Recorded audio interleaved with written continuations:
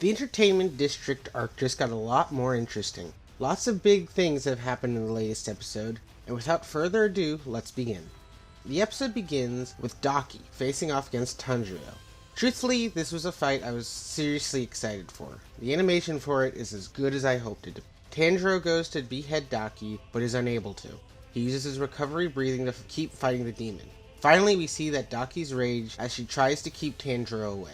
Tanjiro is able to use his sword to reflect her Obi attacks. However, Daki gathers her Obi and they enter her body. If you've read the manga, you know exactly where this is going. She disappears right before Tanjiro's eyes. Her speed is just too much even for him now. The fight is on as Daki's hair changes to white. I will admit it's a bit of concerning over this scene, but the transformation is everything I could have hoped for. Tanjiro realizes Daki has grown in power. Noting her smell is different, he worries where Tengen is. But a civilian interrupts the fight. He tells the pair to stop. This enrages Daki, enough for her to destroy the buildings around them, injuring not only the civilians but Tanjiro as well. Tanjiro tries to calm the man down. Not only this, but we see him overcome with rage at the carnage Daki has created. Before Tanjiro fights Daki again, we get a scene of Rengoku's father writing to Tanjiro. He tells the swordsman about his miserable passing, admitting he slipped into foolishness. He also admits Rengoku was talented. It seems at long last he has come to terms with himself and his son.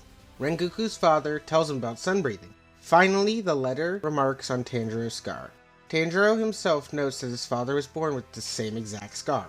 While he was not, which in his mind means he isn't the chosen one, regardless, he resolves to continue the fight. Daki attempts to leave, but Tanjiro grabs her ankle and stops her. She is surprised by his intrusion and gains some distance between them. Tanjiro questions Daki, essentially saying human lives aren't to be toyed with. The confrontation reminds Daki of Yoruichi. Truthfully, I am over the moon. As long last we see the legendary Slayer. Not only this, but we hear his voice as well. This is a treat. Anyways, Daki is puzzled by the sudden memory. She realizes this is something from Muzan. Meanwhile in the cave, Inosuke wonders if Tengen should go over the Obi. To this, Tengen dramatically says he saved everyone inside.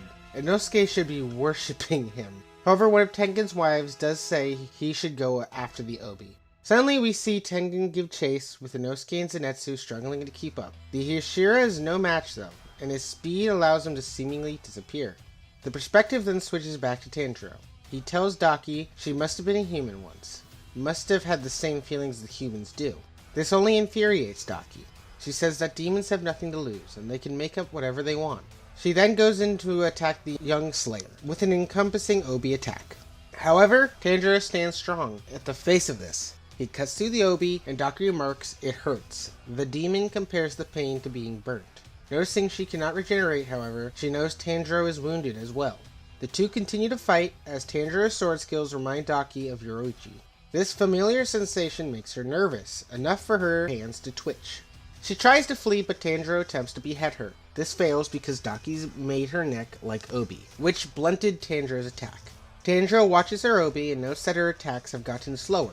Daki vows she won't let Tanjiro touch her again. Clearly the demon is feeling a little desperate. Tanjiro does manage to pin her Obi. He slices through her Obi, and fast enough that even Daki's impressed. Tanjiro is able to behead her, but stops due to a lack of oxygen. It appears to be over for the young swordsman, but thankfully Nezuko arrives. She kicks Daki away, just as she was about to kill Tanjiro. This surely is a scene many have been wanting, including myself, of course. Anyways, Daki then remembers Muzan telling her to kill Nezuko. We get a flashback of this, but we are quickly transported back to the fight. The two demons engage in battle, Daki managing to wound Nezuko, but through her own willpower she gets back up. Daki is surprised by this turn of events, as Nezuko also regenerates her body. She is amazed by the demon's regeneration ability. However, Nezuko isn't done, as we see her finally take her iconic form from the manga. Engulfed with rage, she stands to fight Daki. Her very presence, though, is enough for the demon to feel intimidated. Meanwhile, Tanjiro is knocked out. He thinks back on his siblings. Then the perspective switches to a feral Nezuko going blow to blow with Daki. Unfortunately, the beginning of this fight is where this episode ends. It's not a super big on cliffhangers, but this fight is worth the wait. Trust me. And with that, we wrap up this video.